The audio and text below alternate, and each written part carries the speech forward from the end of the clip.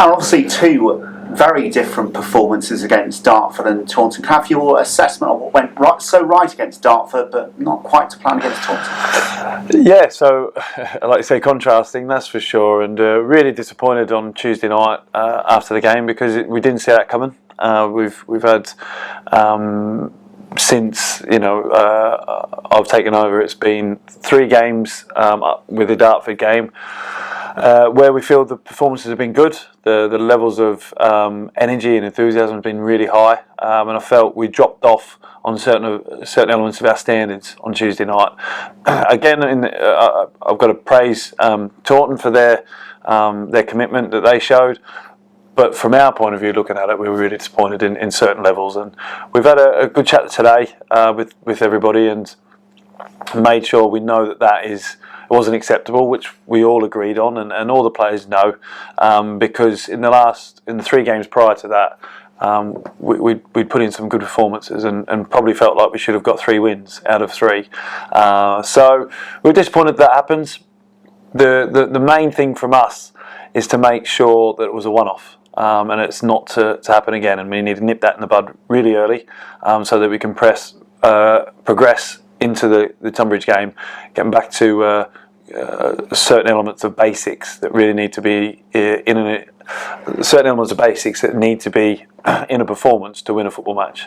So that was really hammered home today, and the players agreed and bought into it. So hopefully there's a reaction from us going into Tonbridge. Been an interim charge now for 4 games, one of the oldest cliches in football. You learn more from defeats than you do victories. Is that something that you sign up to after Tuesday? Yeah, to a degree. You do learn a little bit, but the most important thing is what we've said, we've harked on, is that we haven't become a bad team. Again, another cliche, but we haven't become a bad team, and we've got some good players in that change room, and where our levels were just lower for some reason, more mindset than anything else, and that's something we've addressed today. And the most important thing is we make sure that it's a one-off, not something that's going to happen regularly. So the players agree, the players understand. There's a role for them all to perform come Saturday. So I think we're itching and looking forward to getting it back out there to right a few wrongs and to rectify some things. So I'm really looking forward to the game, and I know the players are. Now, 3 of your first 4 games have obviously been at Plainmoor. On Saturday, we're going to be going to Tonbridge Angels away from home. It's no secret that obviously our away form hasn't been fantastic in recent weeks. That's obviously something that you're going to look into address. Is there anything you've been able to highlight at all that may have been causing any of that travel sickness, if you want to call it that? I hope not. The most important thing is trying to make sure we instill confidence in the players and belief in them, so they can go there feeling like we can go and get a victory. Funnily enough, the victories we have got on the road have been on AstroTurf, and we're going to play on AstroTurf pitch. So it's going to be a tough game. Jay's a good coach, good manager, and he's got his team organised. So they're coming off the back of a loss, so they'll be wanting a reaction as well, as we will be. So it's going to be a good game, tight game, I feel, but something that we're looking forward to and can't wait to get there. And as you say, trying to put away our away day blues behind us and progress on. It'd be wrong of us not to touch upon the recent developments with that 10-point deduction. Yeah. How does that affect things in the change rooms? Does it affect things at all? Does it provide a little bit more clarity? Because obviously it's been hanging over our heads and nobody's really been quite sure how things would pan out. Does it make things a little bit easier? Or it's something we've known about in the background that could happen. So it's come earlier than what we anticipated, that's for sure, and we weren't expecting it to come until at least probably next week, sort of. But so it has come earlier, and what the most important thing is, I've spoke to the players about, is that we've been deducted the 10 points, but the team doesn't. The team that we've got and the squad that we've got isn't really of the level that this table sort of represents. So we know that we can perform as one of the best teams in this division when we're on it. So we've got to make sure that we keep that mindset and keep that belief. We can't allow ourselves to lower our standards because of the position in the table, or allow ourselves to get sucked into situations that we should not be in as far as the table, with the 10 points deducted. So we're a team that on our day we feel can beat anybody, and we've got to make sure that we have that mindset and that belief going into every game. And that's sort of the mindset the players have come today, this morning, through the meeting and how I felt. And there's a real togetherness now, and there's a real attitude to make sure that we go out and perform for this football club, and to put on get as many points as we can to make sure that there's no issues moving forward. So I don't want to chuck too many cliches in this press call, but that's another one. It's obviously saying that teams are in a false position, but actually when you put it like that, it's a very good point that your team it's not naturally this low in the table.